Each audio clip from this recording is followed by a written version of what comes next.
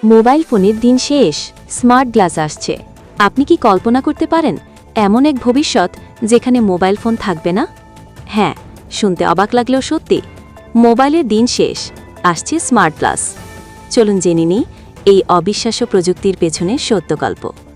সম্প্রতি মেটা এবং অ্যাপল সহ বিশ্বের বড় বড় প্রযুক্তি প্রতিষ্ঠান এক নতুন যন্ত্র নিয়ে কাজ করছে।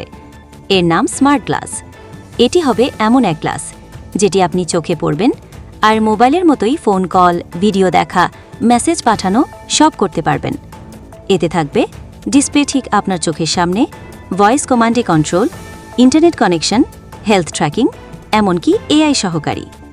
মার্ক জাকারবার্গ এক সাক্ষাৎকারে বলেছেন, আগামী 10 বছরের মধ্যে মোবাইল ফোনের প্রয়োজন থাকবে না, স্মার্ট গ্লাসই হবে নতুন মোবাইল। মেটা বানাচ্ছে ওরিয়ন নামের স্মার্ট গ্লাস, আর অ্যাপল আনছে ভিশন প্রো। দাম হতে পারে 50,000 থেকে 1,50,000 টাকার মতো।